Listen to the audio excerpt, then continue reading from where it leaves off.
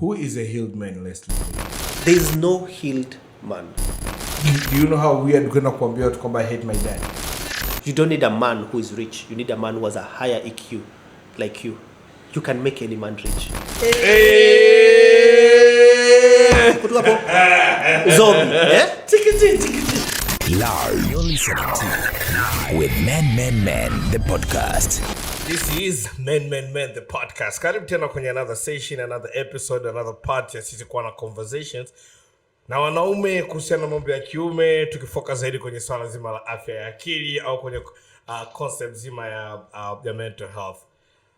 Usually tunakuwa na Nadia, lakini you know things happen sometimes. Tunasema kwa sababu zilizo nje ya uwezo wetu. This time Nadia ameshindwa kutujoin, but for you ambao unaangalia leo for the first time au unatusikiza leo for the first time, Nadia is our own resident psychologist, na unaweza kumpata kupitia @mindmatters on Twitter na @mindmatters on Instagram. There's a link kwenye bio ambao moja kwa moja itakupeleka kwenye website yake, alafu ukifika pale now you can find ways na namna ambavyo unaweza ukawasiliana naye. Tunasema profession yake ni muhimu kwa sababu tunahitaji sana msaada kuhusiana na swala zima la mental health, na eventually we need watu ambao wamesomea haya mambo ambao wanaweza kutusaidia sisi kufahamu a lot of things ambao usually watu vifahamu. So yeah, shout out to Nadia for being one of the best at what she does. Na ukitaka kuwasiliana naye, please go ahead and do that, and then you find the ways za kuweza kuweka appointment ili mambo mengine yaweze kuendelea. Sisi ni @men the podcast on Twitter na @men the podcast on Instagram. Vile kwenye bio yetu itakupa link ambayo it'll take you sehemu yoyote unaweza kutusikiliza. Be it YouTube where you're watching us, be it Spotify, Apple Podcast, Boomplay, Google Pod, na pretty much sehemu yote ambayo unaweza ukatumia kusikiliza podcast yako. Kumbuka, it's all about mental health. December is here, Leslie. How are you? I'm good. Wanasema December, unaingia kwa nyumba kuchange. Unaingia kwa nyumba. December ni ule muda wanasema unaweza kupotea kama Yesu. Ndio. For 3 days. And then you're back, unachange, unapotea tena. Unaenda kununua mkate. Unarudi baada ya siku 3. Unaishia Dodoma. Nakuuliza ulifanya nini? Wewe kitu kama Yesu umeenda kutengeneza. Umeenda kutengeneza. Oh man. So the guy you have on our side, his name is Leslie. Leslie is my guy, man. Me and Les, we've had a lot of conversations. We've had a lot of conversation. Some they've actually made it to the podcast. I think this will be the 3rd episode we're doing together, right? Yeah, from 2019. Yeah, from 2019. Yeah. So we did an episode na Leslie ambayo ilikuwa inazungumzia what makes a man? What makes a man? Yes. We did that. Then we did one with you and Gilson, which was about men do communicate. They just communicate differently. Yeah, 2021. That was 2021. So we have this thing where we do after every 2 years because this is 2023. Oh wow, yeah. How are you, my guy? I'm good. Yeah. That's the sweating, the nini. My body is fighting something. I don't know what it is. Yeah. I mean, as I prepare for December, inatoa toxins. Inatoa toxins. Ili December now we go. Tuingize mpya. Yeah. So Leslie, asante sana kwa kuweza kufika na asante sana kwa kuweza kutumia muda wako kuja kuzungumza na sisi. The conversation that I would like for us to have today, it is actually imetokana na the conversation that me and you had. Yeah. Right?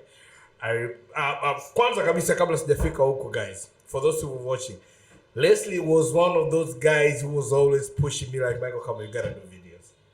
You cannot be sitting here just doing audios. At some point, you gotta do videos, Michael. You gotta do videos. So here we are, Leslie. Here we are. 4 years later. 4 years later. Yeah, so you should be proud of us. By then the first time I saw your episode on YouTube, yeah. I was like, man, alafu the quality was so nice. I was like, even us, we don't start there. See, this is why sometimes you gotta take your time. Okay. I know, nilichukua muda kweli, but you gotta take your time to make things happen. Yeah. But you see, when you did why I was actually telling you to shift to video was because I noticed my consumption of podcasts has actually changed. How I consume podcasts has changed. I discovered I consume a lot of podcasts when I'm working and vlogs. So it's background noise. And I also noticed I consume a lot of it when I'm driving. That's why I was like, when you get into YouTube, it becomes very easy because it's very instinctive. Yeah. So what happens is YouTube will constantly remind me when there's a new episode. Whenever niliachia, but these other whatevers, they really don't, unless you put a notification, they really don't give you that.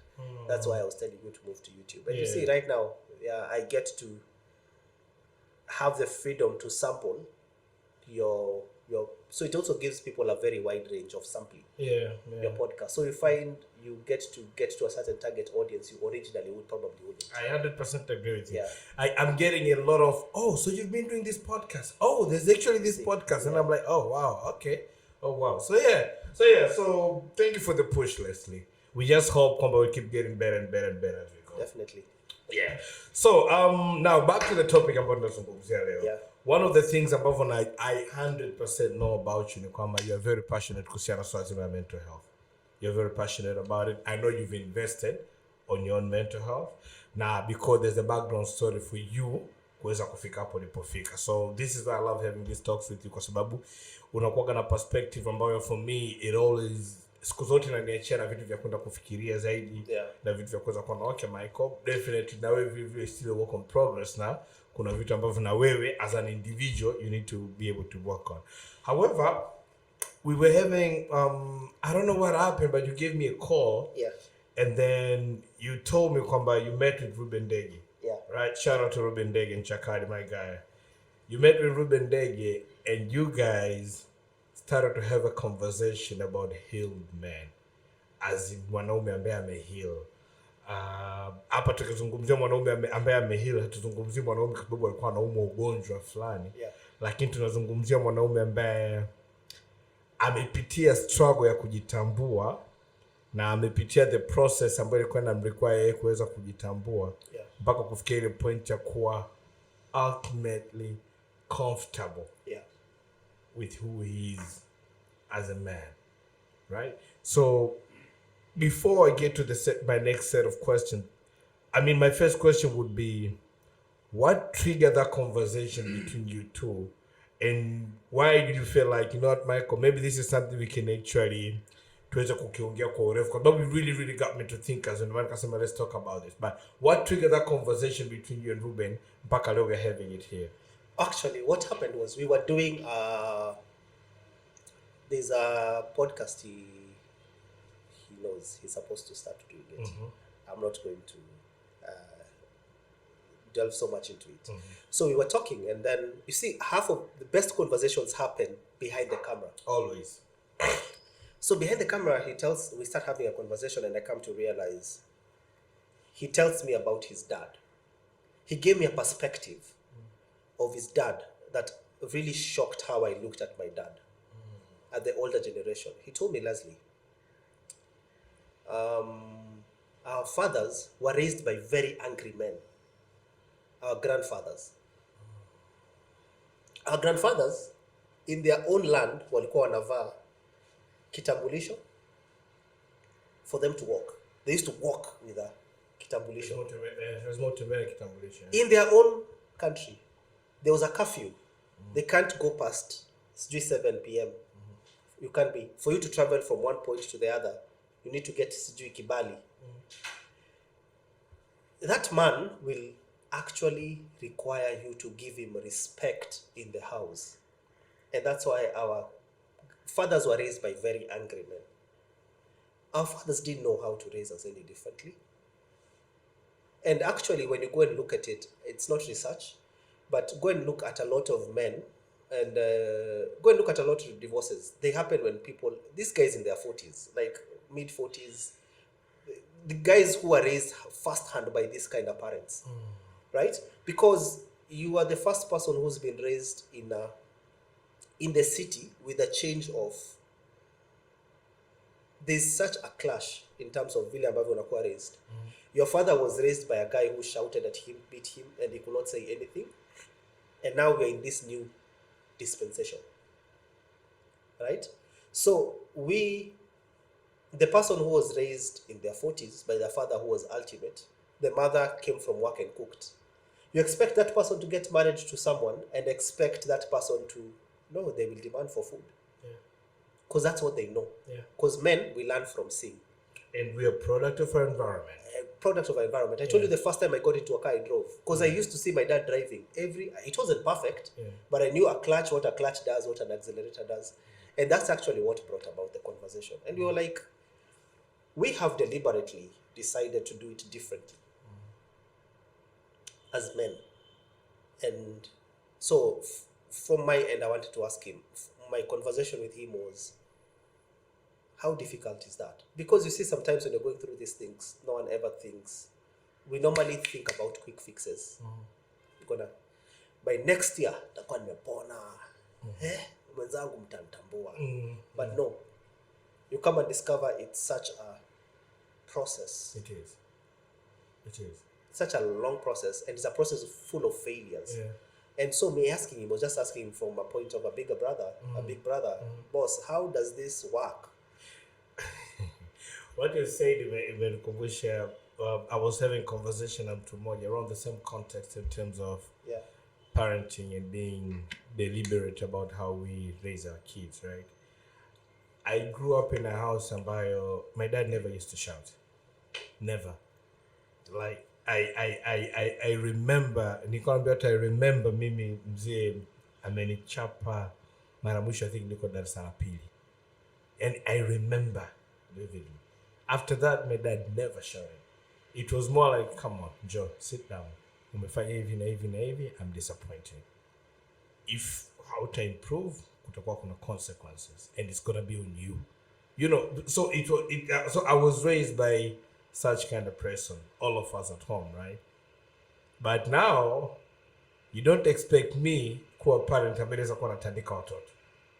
You're never beaten. Of course, mama ni kesi nyingine yote tutadi now African mothers. No, as a man, that is not something you've lakini seen. Context yetu sisi ni Men don't beat kids.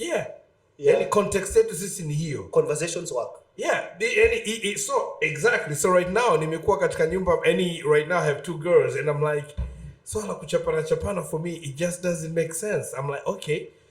Of course, sasa challenge inakuwa pale unapokutana na other you have conversations na wazazi wa zamani. They're like, no, you guys mna spoil watoto wenu wa siku hizi. Lazima mwe wakali kidogo na nini. Me I'm like, I think times may change kweli. Lakini vile narudi kwenye ile perspective ya how I was raised, which is like kama sikutandikwa and I think I turned out alright. Then chances are probably ile sio solution. And then you talked about kitu kimoja umeongea kuhusiana kurudi nyumbani na based on wazazi walivyolelewa. I was watching this documentary and it of course ni Amerikani, and a very old lady alikuwa anazungumzia kuhusiana wanaume na respect. Akawa anasema kwamba mume wake used to work in a factory. Right? It's a tough job. Alafu alikuwa anafanya kazi kipindi ambacho racism was all time high. Right? So yule mume wake akiwa kazini, they make him feel like he is nothing. The only time he would feel good as a man, na the only time ambapo tajiona kama mimi ni mwanaume ambaye nastahili heshima ni anaporudi nyumbani. But now that's the environment anaweza kai control. So that woman anasema the only reason she made sure there was a hot plate ya chakula for the husband that he would always eat first. Alikuwa anajua this is the only part ambao itamfanya mwanaume aone kwamba he's respected, he's needed, and he's a man. Based on that context. My dad told me once, I'm only in the city because of you. I was raised in the village and I loved it. In the village I will eat. I will not sleep hungry. I have learned. Then you want to tell me that man comes into the house. He's just from hustling. All he wants from us is respect. Yes. Because if it was up to him, he would have been in the village. Soft life. Your soft life still has been soft life still has been magari. So now, I want to talk about which is us moving out into deep into this conversation is who is a healed man, Leslie, for you? First of all, kama mwanaume ambaye ameheal. Who ni nani? First of all, there's no healed man. There's a healing man. Wow. Talk to me. I'll tell you why there's no healed man. Yeah? We assume that healing is an end. There's no end to healing. So let's start this conversation from a point of, I tell guys, we stand on skeletons. Mike, whatever you are today, let no one ever lie to you that you are there because of what you've done, because you read hard, because hakuna kitu Mike ushaifanya for you to be where you are. There's very little you did for you to be where you are today in life. I'll tell you why. I'll give you an example. If your grandfather probably was working in a cotton factory, decided kumtukana to kill the supervisor, he would have been in jail. Your father would have lived probably a very difficult life. Yani tayari chain yote ya kuja huku chini inabadilika. Spoiled. Yeah. Changed. Your father probably would have never left the village, would have never gone to school. There's an assumption that we have that we are hakuna self-made. You don't think so? No. You think kila kitu kiko predestined? I'm not talking about predestined. I'm talking about there's something someone did. We stand on skeletons. There's someone did. Do you know why the Middle East has oil? My assumption, I don't know. I know oil comes from fossils. That thing is a desert. That place is a desert. Imagine the amount of death that happened there. Okay, I hear you. Yeah? Imagine the amount of deaths that happened there for them to get that, for those fossils, for those bones too. That's what I don't know if that is true. I'm not a geologist, but I would think so, right? So let's go back. You stand on skeletons as a person. Someone somewhere did something. That is including your success and your traumas. Some of the things we call... Do you know traumas, they embedded themselves in your genetics? Do you know traumas can be passed down, yeah? Go ahead, soon. Yeah, traumas can be passed down. Yes, yeah. They embed themselves in your genetics, yeah? So, go and check. You find you are the way you are because your mom did something, both positive and negative. Yeah? So look at it kama ile kuna hizi balls zinaitwa pinball. You know pinball? Pinball, yeah. Yeah? The way the ball inashuka alafu ile kigonga obstacles. So these things are obstacles that guide you towards getting. You probably, if you just fell straight, you'll have fallen into a certain hole. Yeah? Or a certain place, a certain color. But because of your deflection, you've landed into a certain place. Yeah? But it is your work to get yourself out of that place into the place you want to be. And that's a process. Because no matter how much, look at colors. A color is RGB. Red, green, and blue. No matter how much you have blue. For example, the one that is very obvious for me is when you mix red and blue, you get green. No, when you mix yellow and blue, you get green. Is it? Yeah, yellow and blue, you get green. Yeah? So, no matter how much... Wait, RGB. Is it red and blue?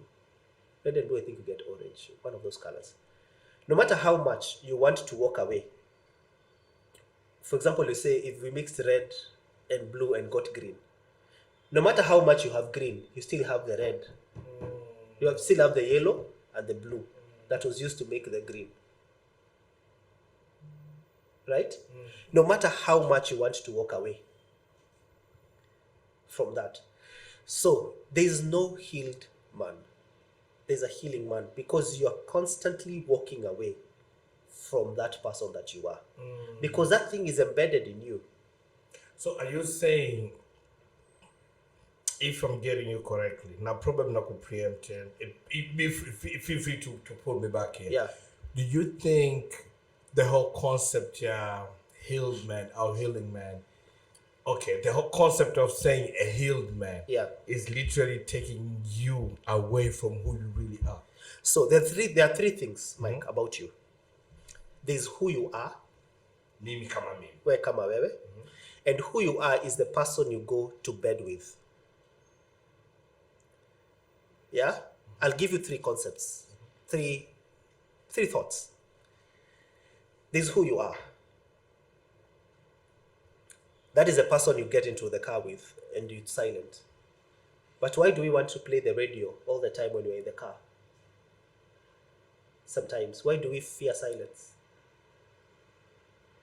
Because who you are will tell you the truth. Deep down you know you don't feel sufficient, you don't feel enough. You know you are lazy, you know you are a procrastinator, you know you're all these things. Yeah? Then there is who people say you are. And there's who you think you are. So who you think you are is an average of what people say you are and who you really are. Should I repeat that? It's the hybrid. It's a hybrid. You've taken a few from who you are. I'm a procrastinator. And people say, Michael delivers these jobs very fast. But the reason why you deliver them fast is because you're a procrastinator. So you think you're very good at doing things last minute. Oh yeah. Growing up. Probably you're not. Yeah. It's just that that's an average of the two things that you are. The truth is you're a procrastinator. You need to work on that. It's not a bad thing per se. It's not, Yeah. And then there's what people say you are. So a lot of us, we've spent our 20s drunk. A lot of people have spent their 20s drunk. Every weekend, ukimuuliza, ask these guys, I hope they're not in their 20s. If they are. He's talking about the crew, guys. Yes, the crew behind it. Yeah. Every weekend, someone is drunk. Yeah. When do you get the time to know about yourself? When do you ever get the time to know about yourself? Well, you've spent you are either at work. Leslie, kitu ambacho I've discovered na kitu ambacho ningependa tukiongelea in relation to what you're saying is thoughts are very scary. Yes, they are. Thoughts are very scary. Yeah. Na thoughts about you. Yes. Waga nasema kwamba hamna kitu kibaya kama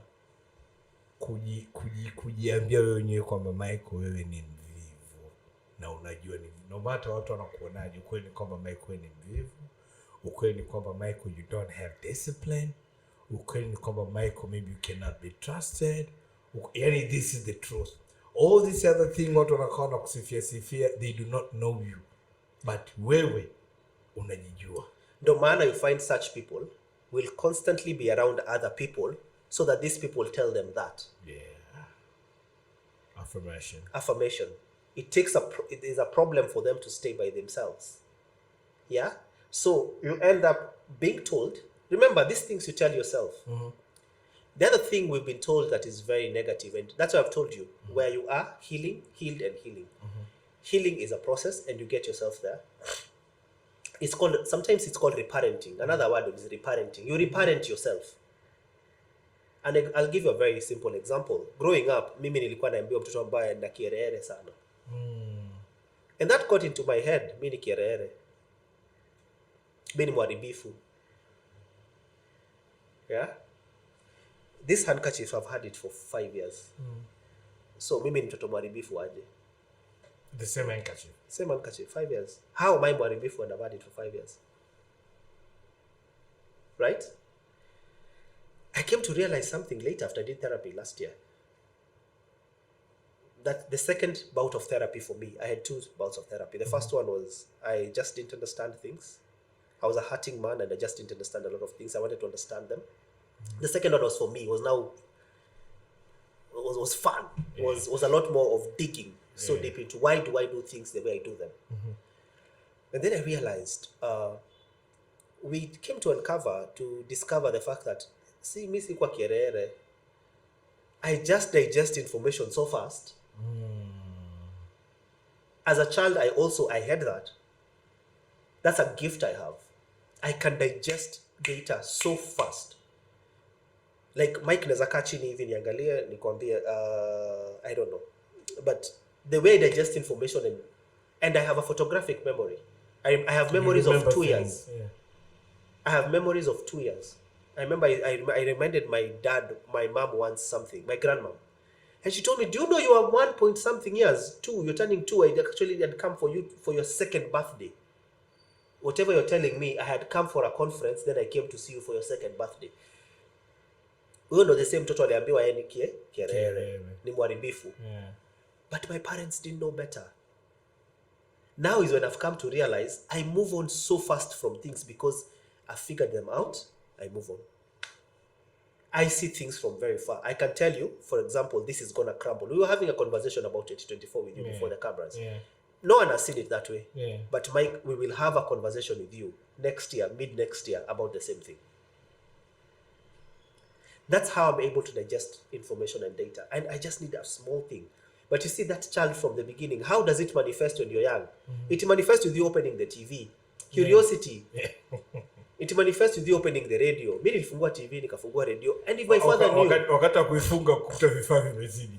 Kwamba ulipofungua, wakati kurudisha kwa nilifunga hivi, sikujua kuna clips. Nimepasua zile clips, my friend. Only for me to come and learn now. Do you know what I would have done? My parents would have done. Wangeenda kwa fundi TV huko wachukue TV imeharibika waniambie chukua pasua. Ningejua what a capacitor is. Ningejua what a diode is. I would have been a totally different child. So now this is the challenge now to Nocturna now as parents now, because I feel like moja, I agree with you kwamba sometimes we tend to be too hard on kids. Acha una kielele, utakuwa una kiburi sana, mtoto mjeuri. We say these things and that what happens, kwanza they stick. They really do. They do. Na pili, because they stick, watoto they end up thinking kwamba that is what they are. Right? Now, ukijumlisha sasa na context yake ya Kiafrika ambayo ina involve kuwa mkali, baba utaki kuwa funny. You cannot be a cool dad. Huwezi kuwa baba ambaye unacheka na watoto na nini, baba lazima mkali.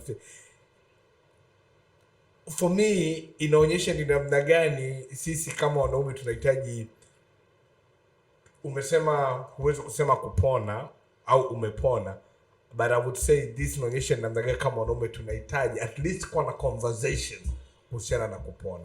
You talked a little bit of us kuogopa kuwa wenyewe. In all honest, nilikuwa naambia watu kwamba yani a lot of the time I feel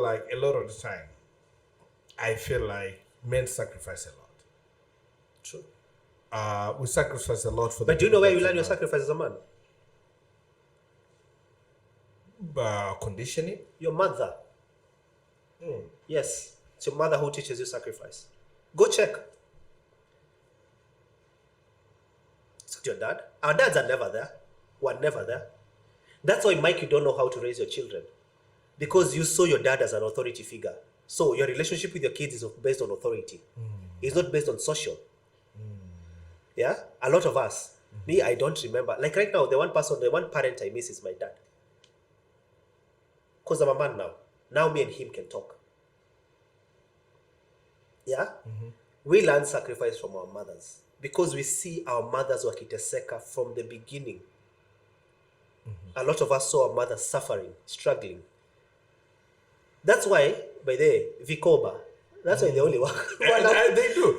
Bro, nikikwambia mimi na washikaji zangu wanne, tulikuwa tunataka kuanzisha Kikoba, it's been a year and a half now. Bado mnaongea tuanze. It's been a year and a half. Lakini my wife and her friends wana Vikoba vyao huko. Things are moving. Hii December watu wanafurahia because nishashona sare yangu ya kitenge mimi. Nishashona sare ya kitenge. Sasa hizi mimi niko hapa tu nabembeleza tu mtu. Mpaka asubuhi naambia good morning tomorrow. Kama unajua kama vinavunjwa. But you're right in terms of and we did the whole discussion around, I did the whole podcast about it. In the sense kwamba why we don't do it. Of course it came down to that, the needs, sacrifices mazongea, and I think you're onto something of sema kwamba that is where we learn our sacrifices. We learn our sacrifice from our mothers. Our mothers sacrifice themselves Yeah, our mothers sacrificed themselves for, and that's why you find when we are older, we incline more towards our moms and not our dads. And that's why our dads die immediately they retire. Wakienda kijijini, they die because they're not important anymore. I'm sorry to use that such harsh word. It is the truth. It is the truth. Because they don't have any importance. Kule kijijini, charo ni charo, boss. Yani he used to be the boss of departments. Right now yeye ni boss wa huyu charo, huyu mmoja hapa ambaye anavanga gambuti asubuhi akaenda shambani. Your father does not know, our fathers don't know that life. Don't know life without authority. But it's because they did not take the time. They didn't know how. Remember, their fathers, authoritative. So it's authority, your father doesn't know how. And again, we correct what we lacked. So half of us are raising our children based on what we lacked. That's what you give children. My dad used to tell me, I used to eat food that did not have mafuta and shoes. So for my dad, it was very important we have food that has good food. Mimi mtoto wangu hajui maisha without, my child will not know. I don't have a child yet. But my child will not know life without chakula ambayo ina mafuta. Unajua yani, my child will good food, shoes. But probably my child will grow up not knowing some things, I don't know. Is it flying on rockets? Na pia yeye watoto wake atasema, you know, when you grew up, rockets were very expensive, but right now rockets are cheap. Now It's true. So we miss that. The other thing, when I say we stand on skeletons, is this: everything we do is relative to something. What we do is we never look at the relative. You see, you tell yourself who you are. When you go to bed, who are you? When you're by yourself, who are you? Yeah? It's who you think you are. It's an average of who you are versus what people say you are. Yeah?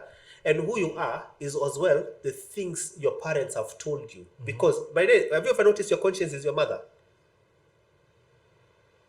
Go check. Whenever you say yourself this is wrong, you usually use your mother's voice. Go check. Start observing it. Me, my conscience is my mom. Our conscience are mostly, I'm the primary parent. Okay, let me just be fair to the fathers. The primary parent. That is normally our conscience. Right? That is the voice we use in our conscience, is the primary parent. Yeah? Because they said it over and over and over and over and over. So some of these things about you is when the best things I never had that from my mom. Yeah? It was everyone else but my mom. But your mom, yeah. Even my career, it's because of my mom. My mom decided, this guy can draw. He has passion with design. Took me to design school. Everyone else wanted me to do accounting. So that I have a future. Unajua, the person I am today, I really attribute that to my mom. Because she saw it. She saw yo kuharibu, and channeled it differently. Yes. So that one takes us to the point where thoughts are very important. They are. Now, one of the things will bring me back to what I was saying earlier. Ni kwamba moja, as men we sacrifice a lot. Now, because we sacrifice a lot, we tend to we put everybody else first but us. Yes. We put everybody else first. Who have you learned that from? Don't do this to me. Your mom. Don't turn this into a therapy session about me. No, we are not doing that today, Leslie. No. But context is you put your wife first, you put your kids first. Yeah. It's not a bad thing. It is what it is. Yeah. You put your mom first, na ninda vitu kama hivyo. So by the time now the kids are gone, wameshakuwa, wameenda kuwa independent. You are there with your wife. Unakaribia muda ku retire. Unagundua, what did I do all these things for? What about me? Yes. What about me? Yes. At what point na mimi nilijiangalia? Now at some part, a lot of men will enjoy having a drink or two. A lot of us. We're going to be able to cover a lot of time our partners think that is one thing that makes us happy. Kunywa. Are you guys drinking? You must be happy. I'm like, no. Probably not. Probably I do not know kitu gani ambacho kinanipa mimi furaha. Probably ni playing golf. probably is playing soccer, probably is video games, probably is what. Like a lot of men, we do not know vitu ambavyo vinatupa sisi furaha. We tend to think kwamba kitu kinachotupa furaha ni kuona wake zetu na watoto zetu wakisucceed. Yeah. And that comes to kana nini ile swala sacrifice. Umerudi, another thing you talked about is spending time alone. I think kwamba a lot of us, we do not know what to do when we spend time alone. Ndio maana mimi mwenyewe when I go to work, if I'm not listening to radio, I'm playing some Jay-Z music. I never drive to work on silent. Because probably I don't like the thoughts. Honestly, I don't like the thoughts about those that get kichwani kwangu. Maybe I'm not emotionally mature enough ya kuweza kuziprocess na kuweza kujifanya nijigundue zaidi kwamba maiko iko vipi. Lakini pili, there's a whole other thing of them telling me things about me that I do not like to hear. It's true. If you've observed, yeah, 90% of the time, as they say, we are a product of who we tell ourselves, or who we go and check. As you were talking about men, and you said men don't know themselves. We don't know who we are. We don't know what we like. Because we have constantly been defined. I found myself last year and this year for me was who is Leslie? Not relative to anyone. Because right now they'll call you Baba someone, Mume was someone. Most of us get our definition from something, relative to something. But who are you as an individual? So when you ask someone, who are you as an individual, they'll tell you, I'm a good father, I'm a good father, they'll say probably I'm a good husband. And religion has also come in for us to say, I pray every day, I go to church. I'm a God-fearing man. I'm a God-fearing man. But the same Bible has said it's not by works that you've been saved, but through grace. Not that you may boast. Yeah? So it's not about the works. Yeah? So again, let's go back to that element of men. Right? That element of men not really knowing themselves. And also women go through the same. Right? Not knowing themselves.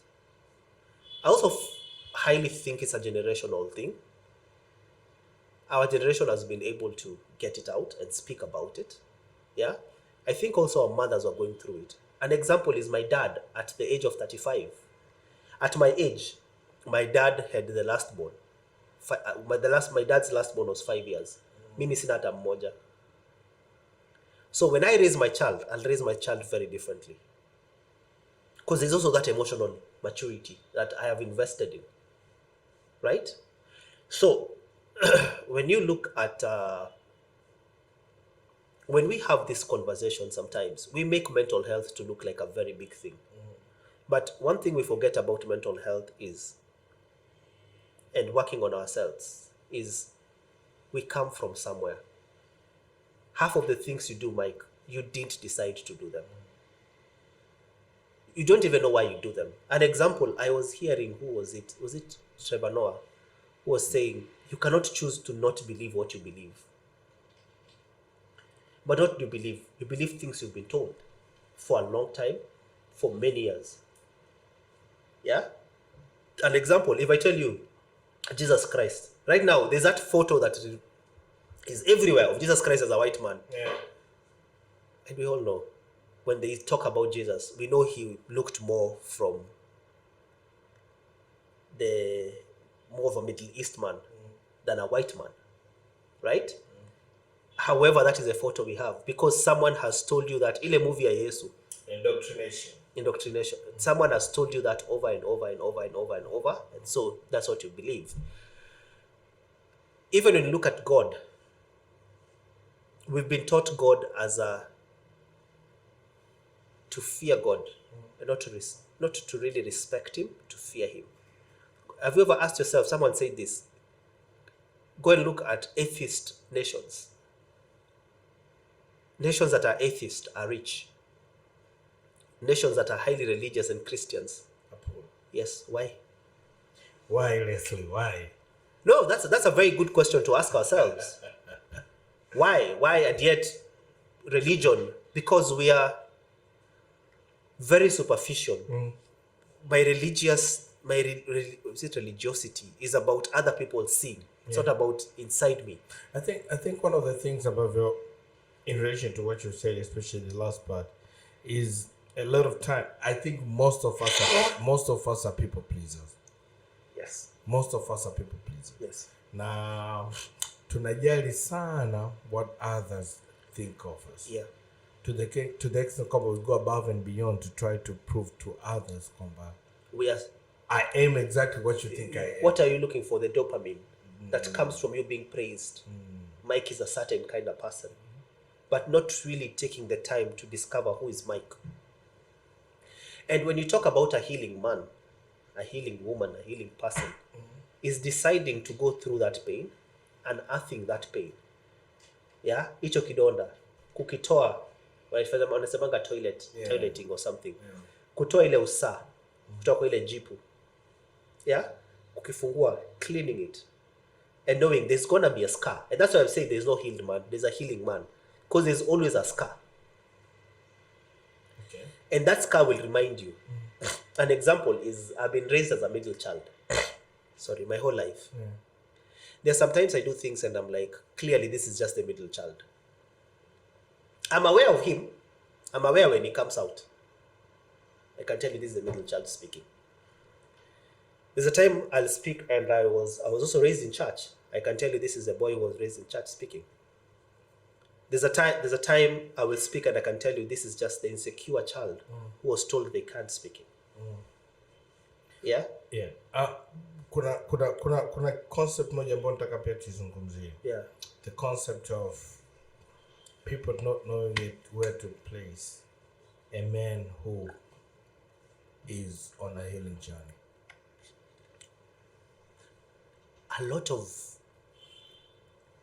I told you all these things are relative to something. Let's go back home. Your father came home drunk. Yeah? Your father did to your mother the things he did. And your mother stayed. Your father has done what he's done. And your mother stayed. Or your mother left. By the way, shocking enough, do you know the biggest divorce rate right now? Not the biggest. A very high divorce rate right now in our at what age? What age? 60. Women in their 60s. 60? Yes, and I decide, nimekaa na mwanaume 40 years. I'm praying for God to give me 20 more years. I'm not going to spend these 20 years with this man. Now I want to leave. Now, Mbezi, we are in Mbezi right now. A lot of houses in Mbezi, that's why. Ukija angalie, ni mzee tu yupo. Mama kaondoka kaenda sijui wapi mkoani huko decide alienda kanunua kashamba. So alikuwa akijijenga over time. Akanunua kashamba for the family, akajenga kanyumba, akasema hiyo ni nyumba ya shambani, akaanza kuweka kuku sijui nini. Before you know it, I'm retired. She's good, she's gone. She's gone. And she tells you, no, mimi, I'm not going to suffer with your dad anymore. Your dad now sasa anashindwa sasa and says, we're supposed to start. But your mother is like, our mothers are like, no, I'm not going to go through this again. Why? So, we were talking about placing a healing man. So let's go back. What does this woman or man know? All they know is pain. Right? All they know is pain. How do you expect them? All they've known in their life is pain. That's all they've known their whole lives. And then there's this man who's trying to do it differently. They don't know how to relate to that man. Yeah? I'll give you an example. I have a friend who, not have a friend, I know of a friend, not a friend, an acquaintance. We were having a conversation, a random one day. And she was telling me the way she wants a man who spoils her. She has a child. And she was saying, me, I want a man who spoils me, who does 1, 2, 3, 4, 5, 6. Who, for me, a man is provision. And she manifested a lot of these things. She had a list. She had, You think she wants 3 or 4 different men? So nikasikiliza hivi nikasema, ili sasa Yesu angetoka.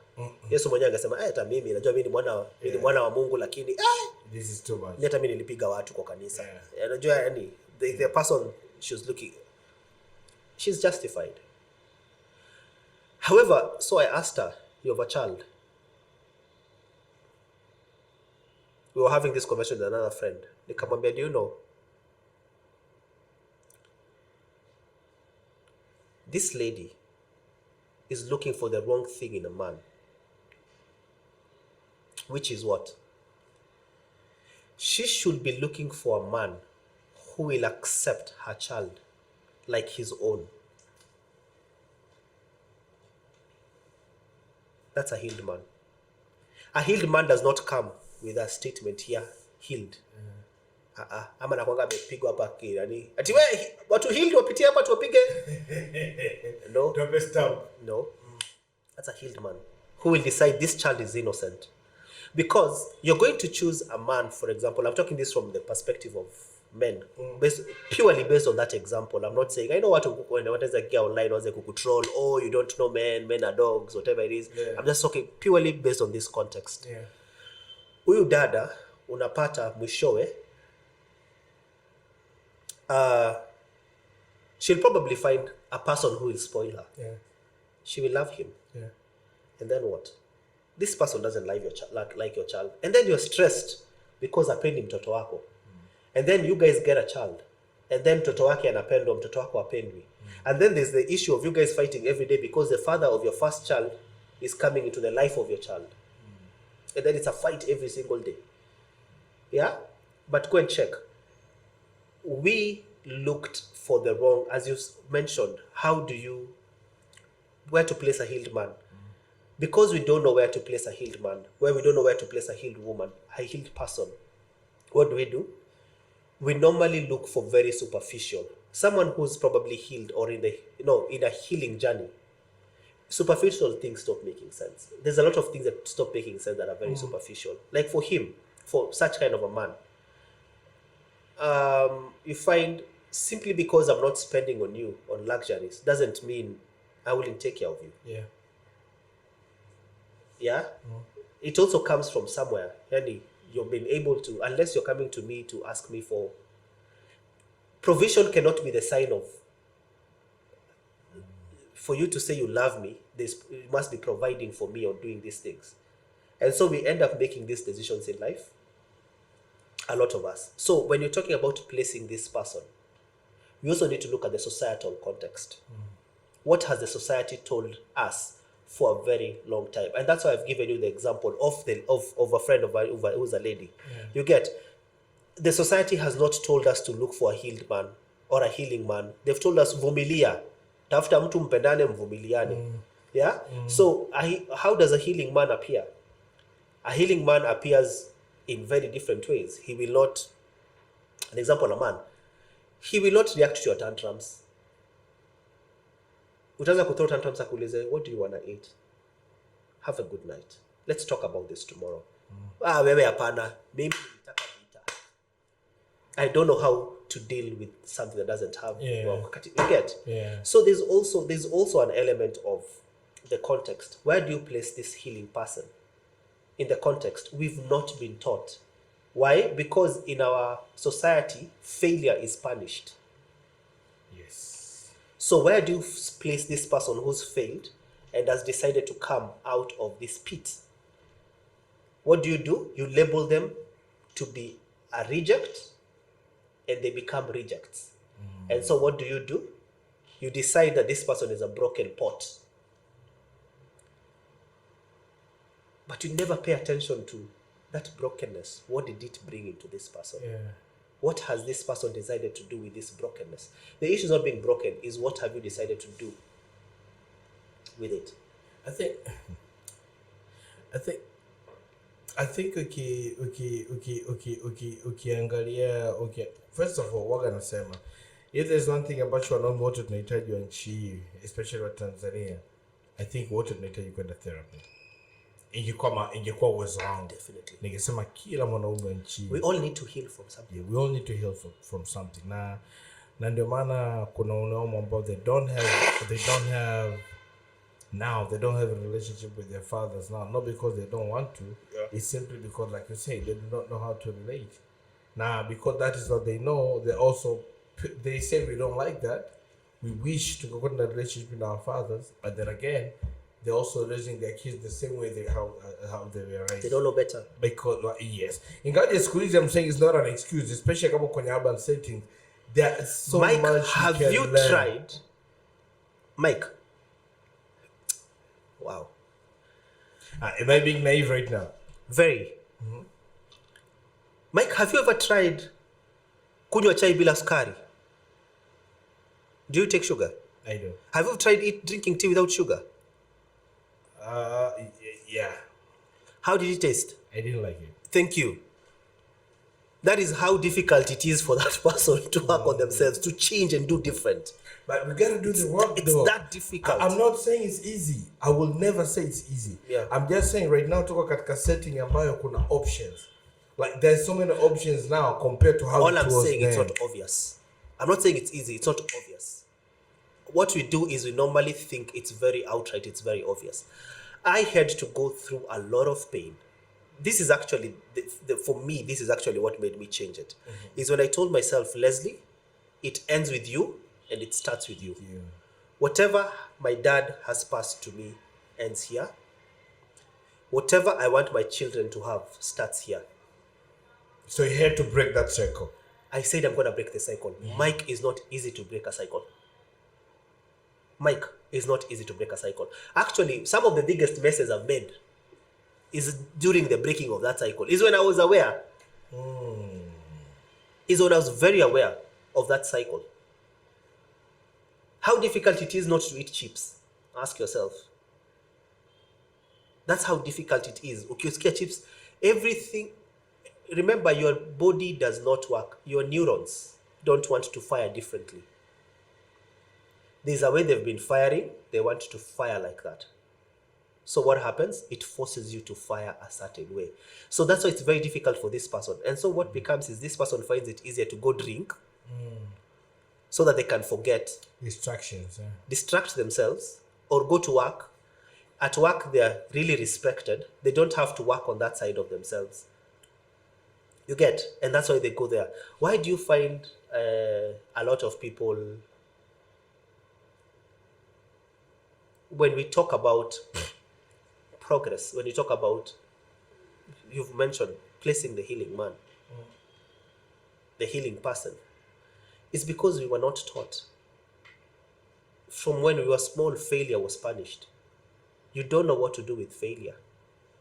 You don't know how to tell someone, pick up your rags, let's go. Yeah, we don't know how to. And no wonder whenever you failed in life completely, where do you run? To your mother. Because when you're small, every time you fell, you ran calling your mom or the primary parent. Right? When you're saying your mother, I mean the primary parent. Because mostly mothers are the primary parents.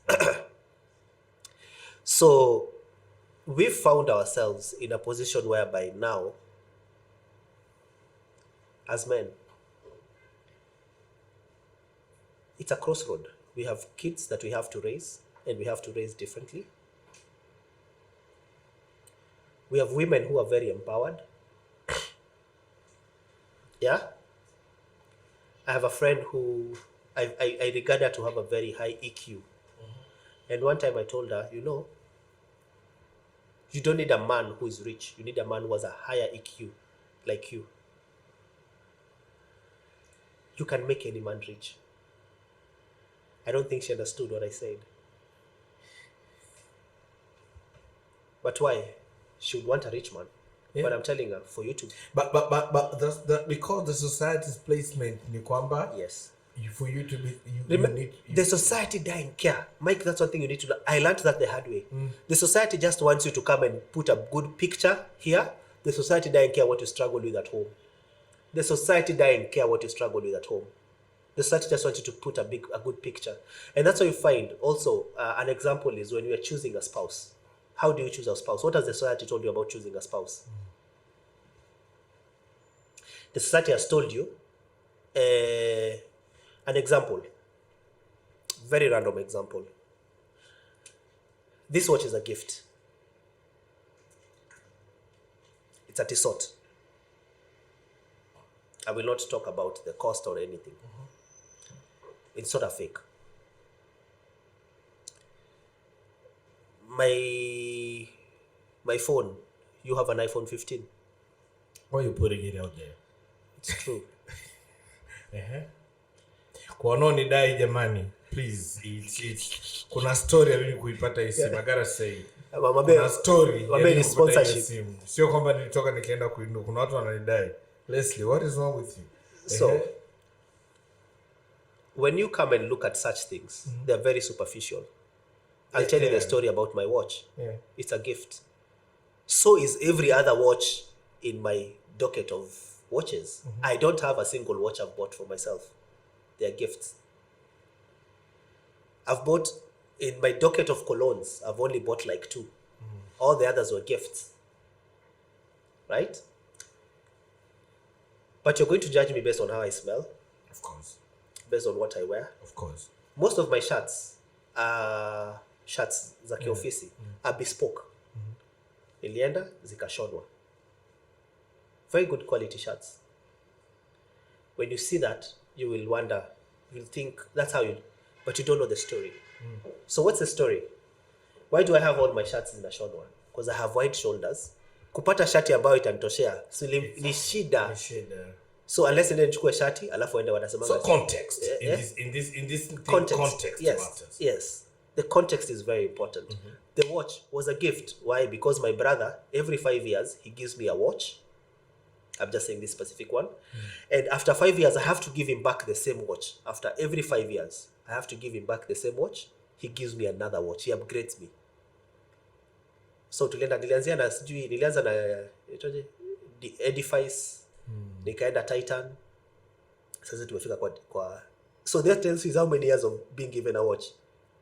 About 15. 10 years. I'm on the 10th year. You're on the 10th year. You're on the 10th year. Now, from last year, but from 2021, I started the 5th year of this watch. Oh, wow. That after every 5 years, I have to give him back this watch for him to give me a new one. So you've decided that I have a lot of money to spend the amount of money I've spent on the watch. Yeah. Then you get to the house and you discover, kumbe hizi vitu ni screensaver. You get. However, there are other things you could have used to judge me as a person, which was, how do you tell someone who's on that journey? One, it comes with an EQ, with a way improved EQ. Someone who's able to handle their emotions. They know where the emotions are coming from. Number 2, it comes with, how does this person treat people who cannot pay them back? How do you treat Amlinzi? It tells a lot about you. Let's have a lot about you. How do you treat your dada? How do you treat the muhudumu, the waiter? Tells me a lot about you. Do the waiters see you going to Jackie's and they're happy? Or do they see you and everyone there want to serve you? Or do they fight for them to come and serve you? When you want to tell again how these people, they relate with these people, akiingia sehemu, unapata probably mhudumu anamfanyia tu, anamwambia chakula chake kinakuja. That's the kind of relationship they have with them. Akiwa pale. But what are you going to use to decide who the kind of person that I am? So even placing that person in the society the society has not taught us to place that person anywhere. Has taught us, look for these specific things, they will tell you what kind of a person that person is. Which makes me wonder now, is there like the biggest struggle with men to fit in as men? Do we struggle to fit in? Because tukirudi katika context uliongea mwanzo kwamba, like the example you used with your friend, alisema kwamba bwana, I'm looking for rich men now, 1 2 3, because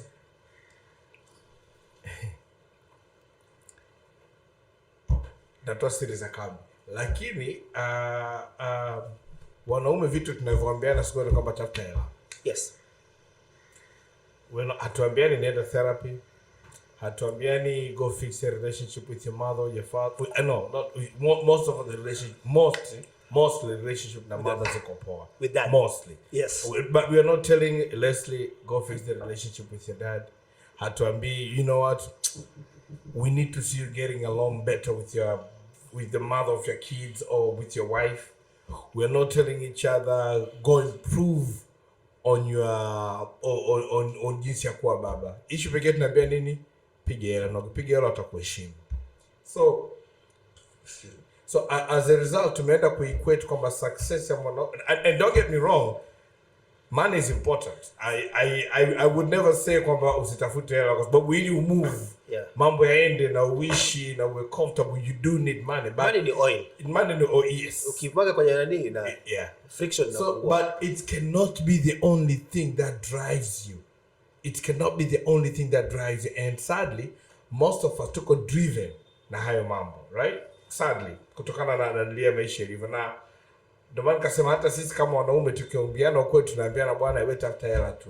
Anything else vita fall into the place. Because of that, we don't even give each other room ya kuimprove kama human beings. Na what you said earlier ni kwamba growing up especially in Africa, sisi ambapo tumekulia Tanzania, Kenya, wapi ambapo kuna a lot of similarities, tunajua the baggage that comes with that, you know. Na especially ukitoa mfano ulisema kwamba our grandparents didn't know any better and then they were very angry kutokana our grandparents walipambania uhuru labda, most of them, right? Kwa hiyo walikuwa really at the thick of things, and then our fathers ndio kidogo kaanza kwa beneficiaries maybe.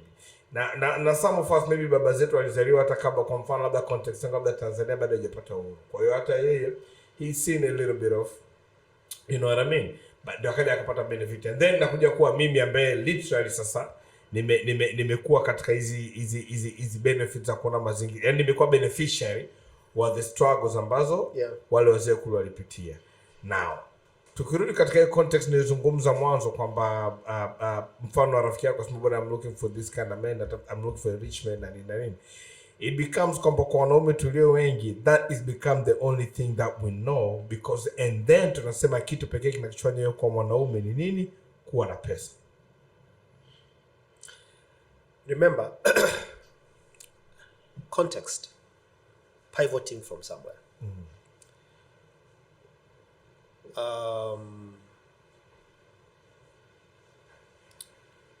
Because your dad had money, you know your dad was a civil servant, and you went to international school. Clearly there's a mismatch. There's a problem somewhere. Na hakuwa mkulima. Hakuwa na biashara. Besides that, you know, deep down you know. Kama mzee alikuwa anapiga hela somewhere, probably. Probably. Pengine babako pengine alipata very big inheritance, but probably there's a very high chance. So you as a person, you saw what your dad got away with because of money. You've seen what your family has gotten away with, your uncles, other men around there. So in your life, you know, money. Remember, our association with money is rarely facilitation, is to help us get away with a lot. Yeah, it's true. Money becomes insurance to get away from things. Yeah? Money inaondoa need ya accountability. Thank you. I've never looked at it that way, but yes. Na the reason tunatafuta sana hela ili tuwe na excuse ya kutokuwa accountable. Very true. Very true. So, when we speak about it that way, you also realize, look at how much people have gotten away with. I'll tell you, for example, my mom died on a surgical table. Not a surgical table. My mom died because of negligence. Her surgery was a very minor surgery, but she died because of negligence. There's a very high likelihood of me getting angry at that nurse. And for a very long time I was angry because the nurses, messed up. I will not talk much about it. Then juicy, I just asked myself, because my grandma was a nurse as well, and I asked myself, what if, because someone somewhere, I want to show you the ripple effect of why men go for money, and we think money is respect, and the consequence of these things, right? Because of that, we might easily get angry at this nurse, right? But probably this nurse did that because alikuwa anamuguza mamake, right? Ama mtu wake, and they've had to work very long shifts, right? Because someone on top of her has decided to steal money or to divert money that would have gone to adding more resource, giving her better working condition. You get? Someone has diverted the money. I get it. So this nurse is working under very tough conditions. Ripple effect. Ripple effect. You see the ripple effect? So that person has gone home without any consequences. Their child has probably gone to an international school. They have amassed wealth. But again, you ask yourself, Mike, if you're not going to do farming, why do you need 100 acres? We say for our future generations. Why do you need 1,000 acres? We say for our future generations. Sour. You're not utilizing it. But most of these things are for us to tell ourselves. It's so that we can have the comfort that when something happens, we have an out. And wanaume tunaambiananga hela because we have seen what money can do. Without a doubt, yeah. What money can do. But one thing we never do is, I tell guys now, is a lot of us don't invest in our future, in our conscience. Sorry. There's something like investing in your conscience. And this is what it means. Mike, when you get old, all you're going to be left with is yourself. Yeah? Let's go back to our dads. They're old. Amekatazwa pombe. So the one place he used to go to forget and to find importance is no longer there. Because he can't drink alcohol. Akona pressure about diabetes. Right? Other diseases. His prostate is on watch. Right? So he has to... Even his food, right now, is napikwa bila mafuta. It's boiled most of the time, right? So let's look at our dads from that perspective. Everything that gave them importance is not there. This person is left with his thoughts. But what are those thoughts telling you? And a lot of us don't take the time to invest in our conscience. Because it's hard, Leslie. It's hard.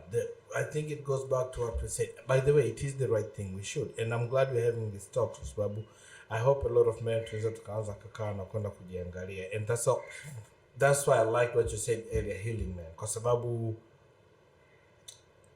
you cannot say you're on the process of healing if uweze kuunpack your vitu na kuweza kujiambia. You cannot say. And us having this difficult conversation that unpack is the essence of it all, right? Is the essence ya wewe kusema kwa kweli nikiwa kwenye gari sitaki kufikiria kuhusiana na parenting because I hate my dad. Or at least I hate how he raised me. But do you know how weird kwenda kuambia watu kwamba I hate my dad? Do you know how weird to even think, to even have a thought of saying, you know what?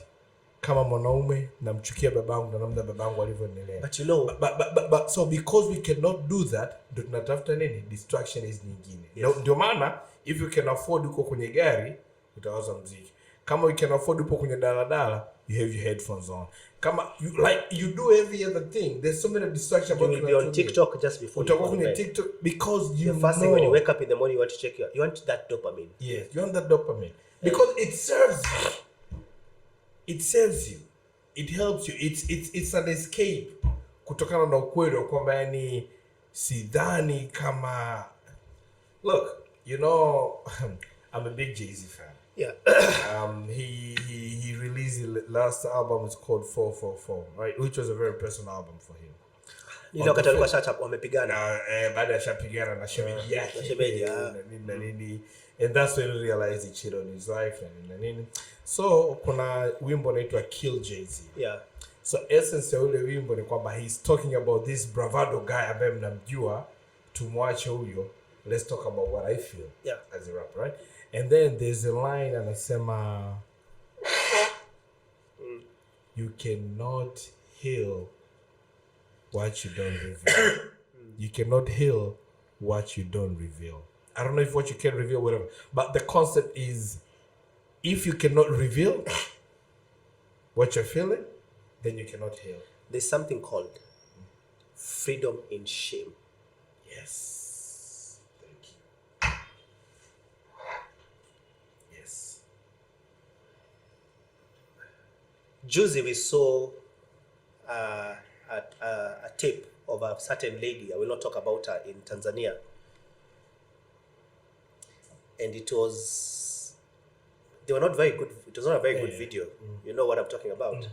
And she got out and she said, who doesn't have? And she told people, go online and check. Nimeharibu maneno huko.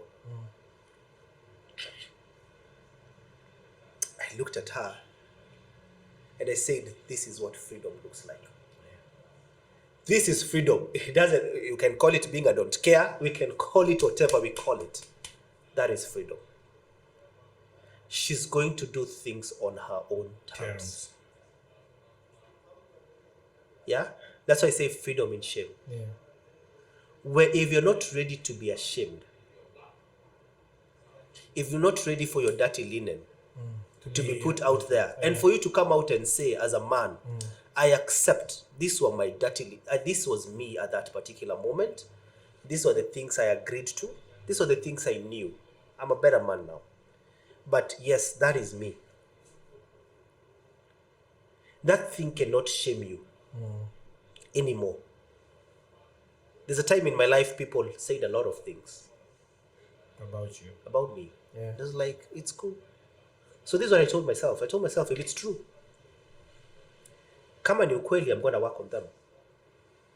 If they're false, they're false. Time will prove that they're false. Right? Right now, no one remembers. A lot of people as well, Mike, I'll mention this. They don't want to deal with themselves. So what do? There's freedom in association. Yeah. Even Mike is having problems in his marriage. Zombie. Yeah? We are happy. Yeah? Very true. I'm not the only one. I'm not the only one. So we all go through this shit together. Yeah. We're very happy. With the sense of belonging, though. Sense of belonging. Even on dumb stuff. Yes. Yeah. However, it could have been very easy. One thing people never ask themselves is the ripple effect. Me, Mike, have come to look at the ripple effect because these things have affected me.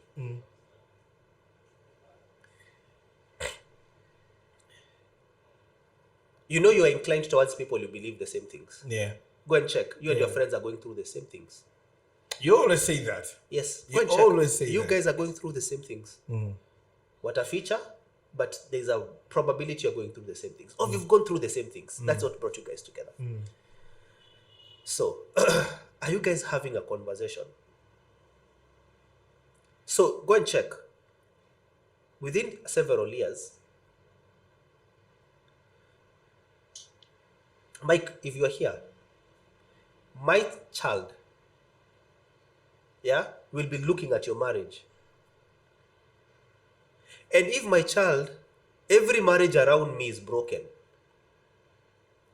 You have big chances of your child getting to a broken marriage. Let's start speaking about LGBTQ. Yeah.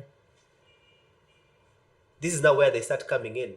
Because if every marriage is broken, if people are saying women are the problem, let me get inclined towards, or men are the problem. Yeah, it means my gender is the okay gender. I don't want to get into that. And I know it brings a whole lot of controversy. But if that is what surrounds you, that is what your children will feed. Remember, Mike, you're a sponge. You observe. You're ground. Wewe ni udongo. Ile maji ambayo imemwagwa pale, kama ni maji ambayo yako na radioactive material, that is what you will give out. You'll give out radioactive watermelons. The seeds, the fruits will be radioactive. The people you surround yourself with. So we have a lot of pleasure, a lot of us, because of that association. One thing we never look at is the long run. What is my child? These are the people who my child is going to be looking at. Yeah? An example, I was also having this conversation with one of my friends, and I was telling them, one thing I've come to learn, Mike, empower the people around you. It's true.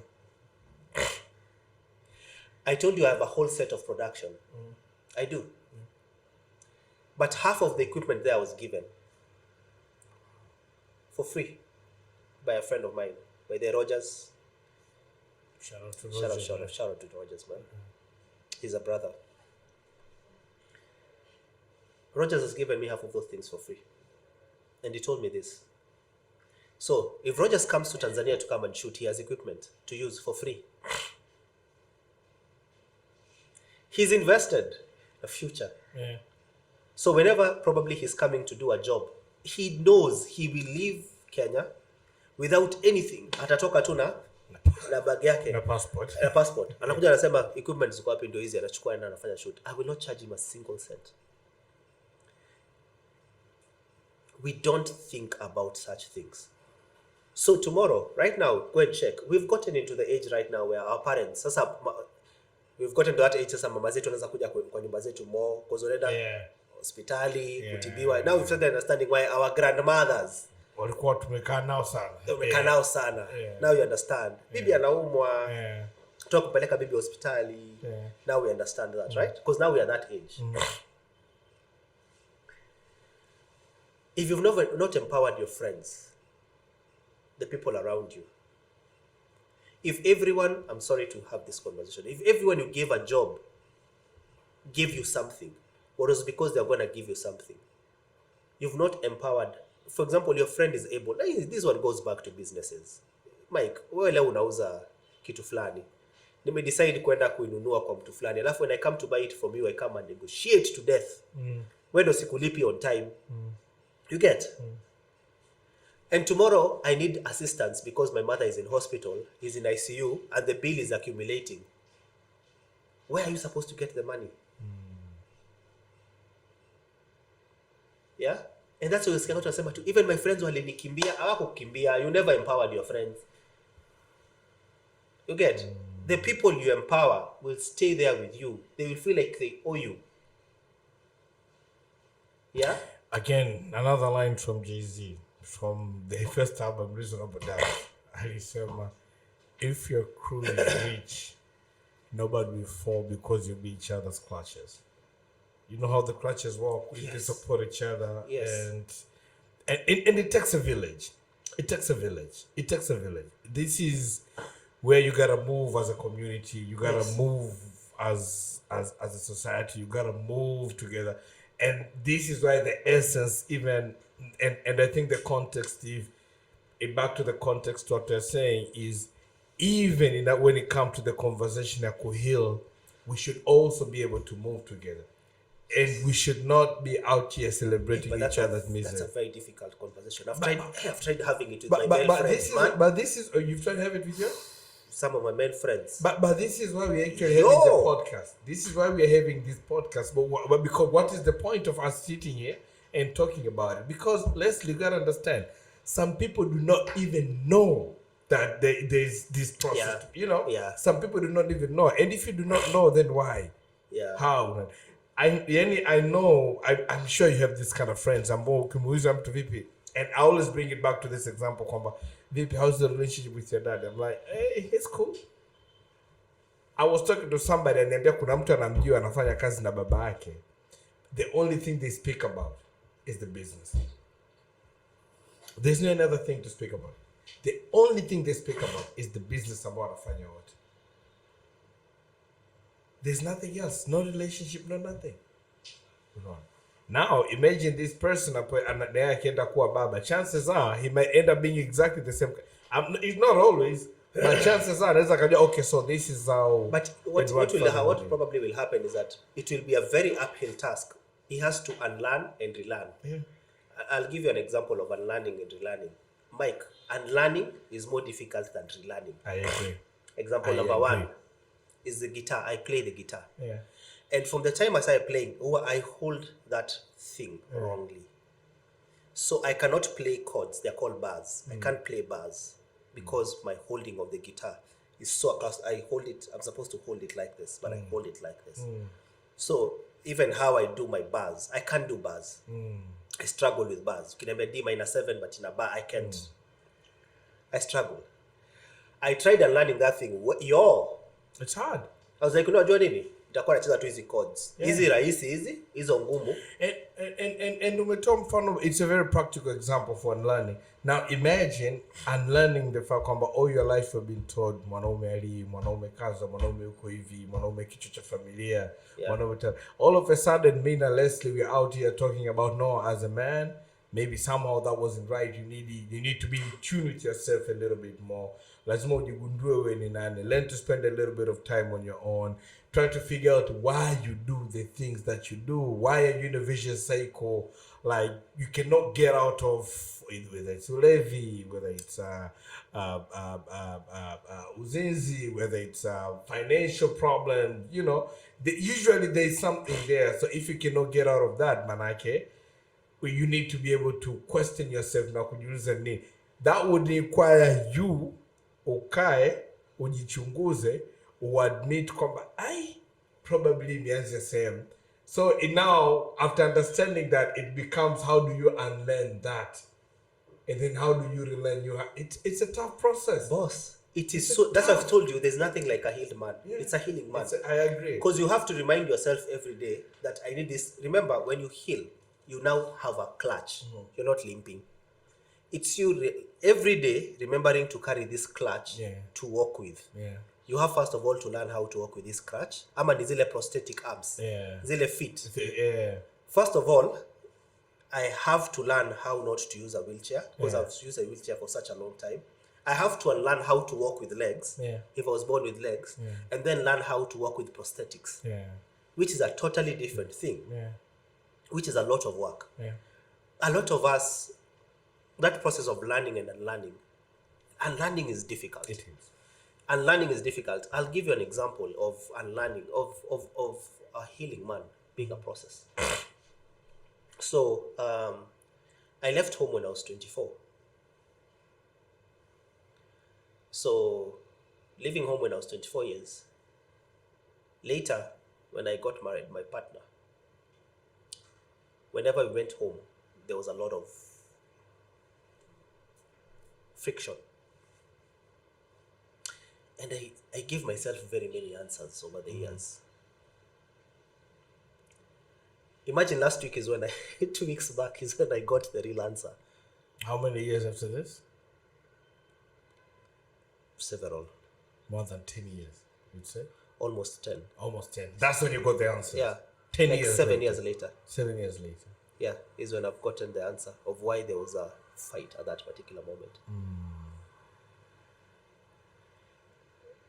And I was driving and I was like, whatever. You know that video of that guy? Had I known. It was, but remember, no matter how much therapy I did then, not probably therapy, no matter how much work I done on myself then, or even after it, I would not have come to this realization. Remember, there are other things that have happened in my life that have fueled me coming up with this realization now. Yeah. That's what I'm saying. It's a healing process. It's not, you're not healed. It's a healing process. Because there are other things that are coming that are making you going to unearth things and finding the reason. This is the reason why we used to fight. The boy who went home, no matter how much older, because we met when I was 27, it's always, even till today, ule mtu ambaye anaenda nyumbani is a 24-year-old boy.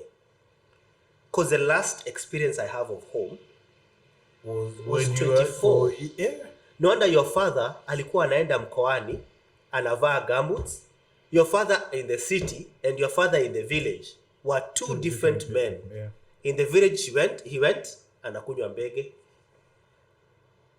Your mother in the village alikuwa piki na gas, hata kama kuna gas anataka kupika na kuni. Right? The three stones. The person who goes back. So it is the 24-year-old boy who always went back. She did not meet the 24-year-old boy. In that context, she's met the 27. So me, when I go back home, what do I want to go back home and do? I want to go back home and do the things I did at 24. Yokati, I didn't have money. Yeah. I didn't have money. So my experience are normally the mamantilies. Those are the things I miss. Yeah. I miss kwenda kwa mamantilie nikuleo chakula yake. There's a guy called Njoro nikunywe chai. Yeah. I miss going to where and doing what. Yeah, there's a certain restaurant that I used to eat frequent. That whenever I go there, I always have to go to that restaurant and eat. It's my default. Whenever I'm there, it's my default restaurant. Because by the time I was leaving, it was the default restaurant. Right? But this person, whenever we went home, I went back home. Them, they were going abroad. On vacation. Yes, they are from home. Where you're going back home. Yeah. Two different worlds, two different perspectives. Two different worlds, two different expectations. Yeah, 100%. 2 weeks ago that I got that, I was like, had you known that then, you could have avoided a lot of this. how would I have known that, Mike? No, that's what I'm saying. That's what I'm saying. That's what I'm saying. I have avoided probably a lot of friction. By the way, that's a very good perspective that you've given that a lot of people don't understand. You see, when you have fights and you don't know why you have fights, there's usually something, and then there's usually that a clear misunderstanding or something unspoken of that you don't even know.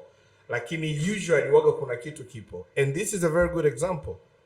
You know, mimi nikienda nyumbani, I'm going to my mom. Mama anajua yani huyu Michael nitamtuma hivi, atakimbia hivi, atafanya hivi. So but maybe for my wife akija nyumbani, for instance anasema mimi nakuja ukweni.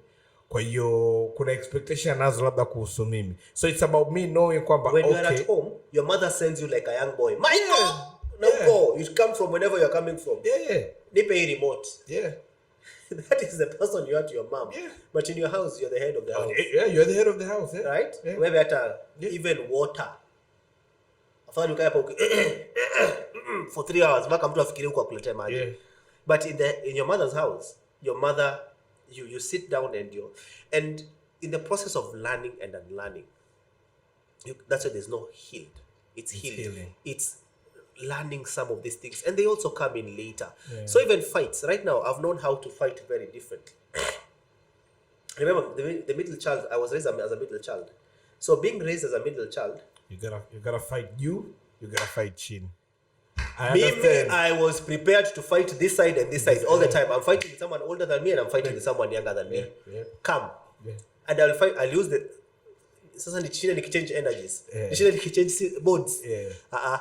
The same mode I used to fight my elder sister, the elder ones, is the same energy I will use to fight the younger one. Yep. Yeah? So what did I learn later? And learning. A lot of times that person comes out. And I want to accuse. I want to point fingers and say, you now. I came to learn right now. That person is not that person that you say. Yeah. Right now, my conversations will be, when you did X, Y, Z, it made me feel ABC. And the fact that they've done X, Y, Z has not made them animals.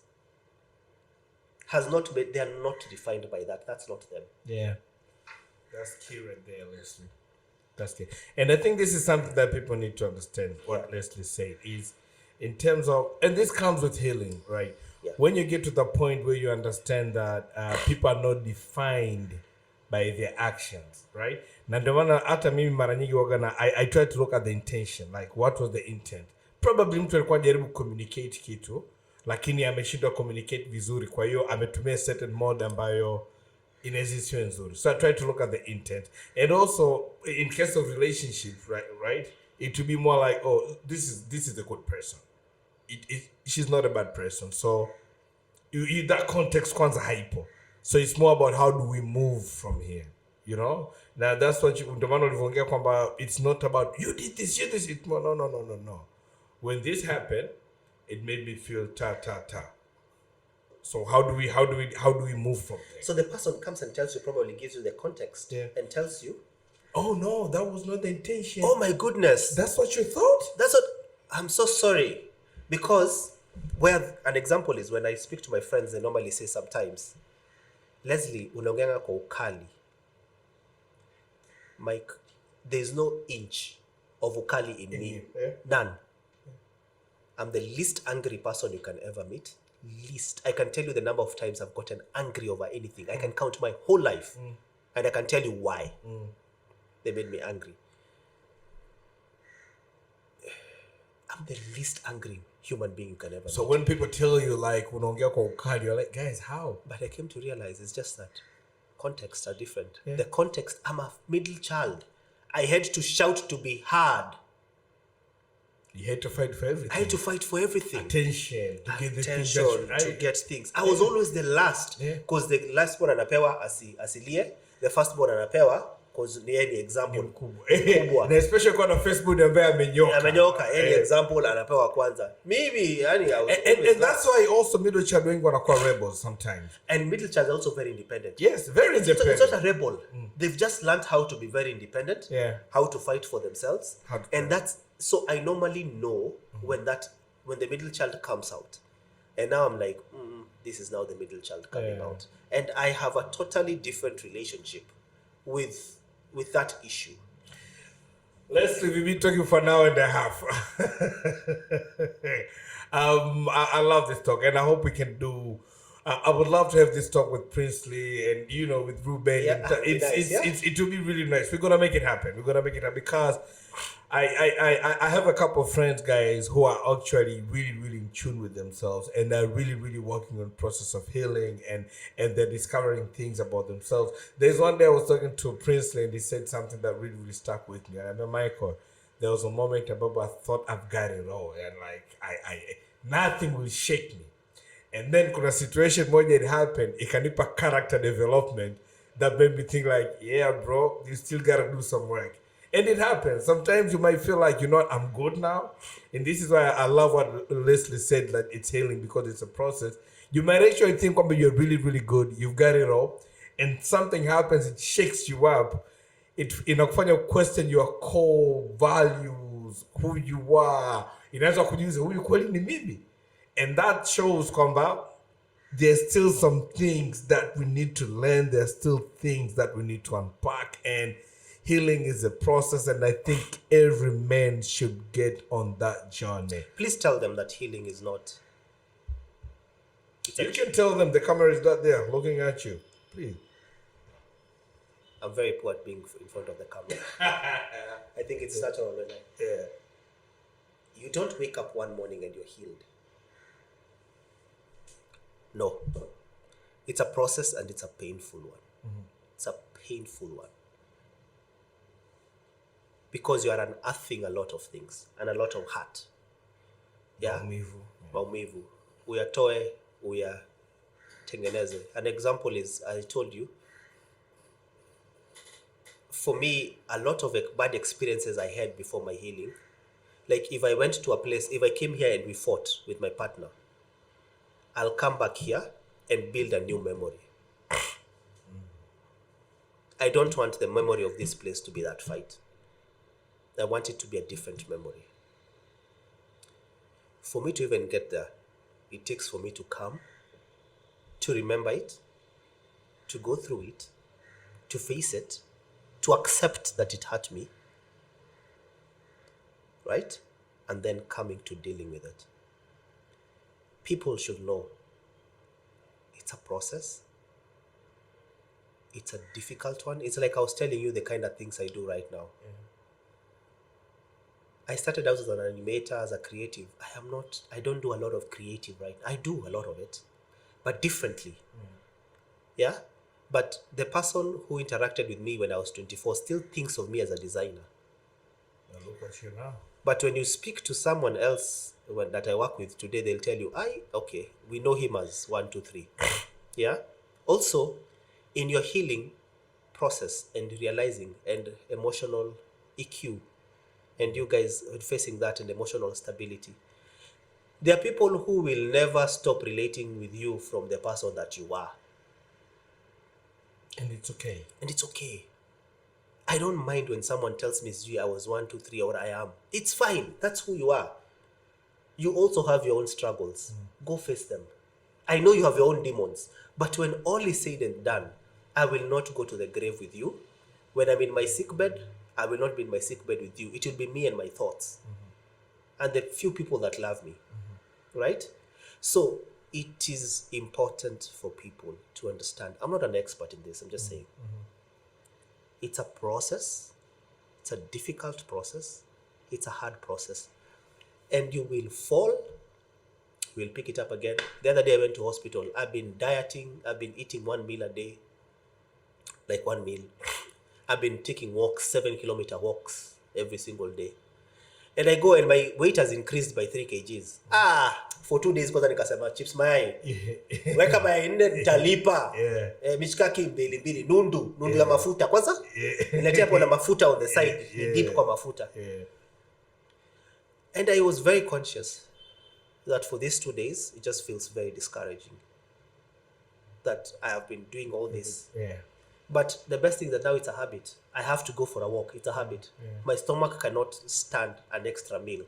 I can only have probably just 1 meal in a day. You get? Which in the long run, it's healthy. It's going to be healthy in the long run. But I'm looking for results in 3 months, in 4 months. I'm not going to get the results. But that's one thing people should understand. It's a long process. Men should understand that it's a long process. It's a painful process. But the results are totally worth it. And the results, hautaziona, they are compounding results. Yes. You will not wake up one morning and say, kwa mwosho moja kama omo. We're not promoting omo here. Nimengara kwa mwosho moja. No, it's gonna be soaking this time, a stain gets out. Look at it like this. Look at it like this. It's like you've soaked guo that has a lot of stains, right? So what happens is tomorrow, ukisok tena, some element of that stain comes off. If you soak it again, some other elements comes off. If you soak it again, some other elements come off. So it's gonna be a long process and it's gonna be a painful one. But the cumulative results are awesome. Amazing. I couldn't have said it any better, man. And this is the essence of us having this kind of conversation. Kwa sababu, what's the point ya wanaume kuweza kukaa tunafahamiana na tunajua kuna watu ambao wana knowledge ambazo zikatusaidia and then we don't share it, right? This is the essence of, or the core part of us starting this kind of podcast is, to help each other, to build each other up. Now, to have conversations that we really, really, really need, but we don't get to have them. So this is the room for that. Remember, there's something else ambacho nataka tukizungumzia ambacho either hatujakizungumzia bado au nataka tukizungumzia kwa details zaidi, au there's a topic ambayo nataka unataka tuiaddress kwenye platform yetu, tuandikie kwenye @menthepodcast on Twitter, @menthepodcast on Instagram, @menthepodcast on Facebook as well. Put it on comments kwenye Instagram, tupe comments kwenye YouTube. We're always reading them. So kama kuna room na kuna issue ambayo unataka kuzungumzia zaidi, please just let us know. Usually tunakuwa na Nadia, but she couldn't make it today. She's our resident psychologist. Check her out kwenye Mind Matters TZ on Twitter na Mind Matters TZ on Instagram as well. Leslie, my guy, this has been a good one. Thank you for for you being here, but also thank you for your honesty.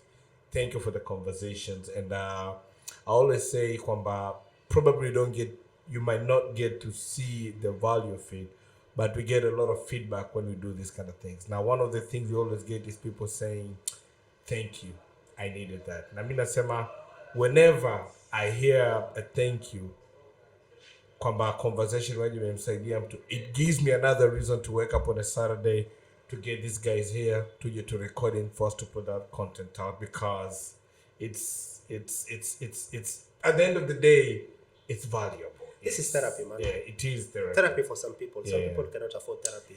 It's free. All you gotta do is bundle. This is that. This is it for them. Yeah. And thank you very much for having such a conversation on behalf of other people. By the way, I'm very camera shy. Yeah. You know me. For the push you've been giving us. I'm in excellency. So the plan was for us to do this, but you not to be part of it? Yes, that was my plan. Your meme career is taking off now. And you see, I'm not camera shy. I love being on the other side. On the other side. I don't like being the center of attention. I get it. I work as a creative, and I 100% understand. So you love being behind the scene and making things come to life. Yeah. Yes. However, the only reason I usually come for this is because whenever you call, I come. Go and check. Always. I've not appeared on very many things. Yeah, I know. Yeah. But you've always picked my call. I've always picked your call and I've always come. This is the reason why I've always done it. It's because there's no shame in being broken. At all. No, there's no shame in being broken. And I want men to understand that. There's no shame in being broken. What does that broken do for you? Is what is important. I tell people, I normally fall. When calamities hit me in life, I already know I'm bottom. Sitaendelea kujichimbia. I will not get into drinking alcohol, into women. I will not do those things that people normally say. No, I know I'm already at the bottom. I know this is the bottom. I need to climb out. Yeah. Because if I continue digging deeper, it's gonna take me way longer to get out of that hole. I'm already in a deep hole. You're already Yeah.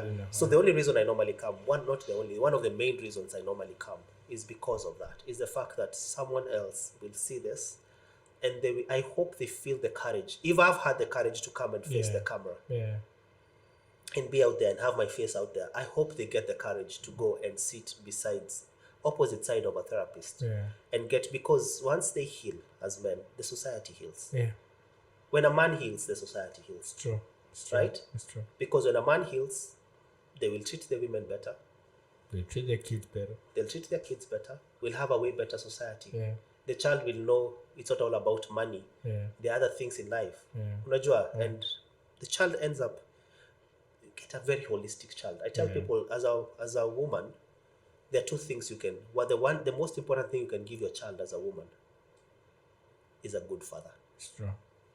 And what you're doing, because that's one thing you have a choice over. Yeah. You don't have a choice whether it's going to be a girl or a boy. Yeah. You don't have a choice whether they're not going to have disability or not. You have some choice. Yeah. But kuna something you're in control 100% over is the father of that child, unless there's something that has happened. But you have control over the father of that child. So it's important for you when you do something like this. You're dealing with the fathers that these women are going to look for, meaning the kids are going to have way better fathers. Amen. Thanks, man. Guys, mi naitwa Michael Baruti. Another episode was done. Till next time, peace. Live. You're listening to With Men, the podcast.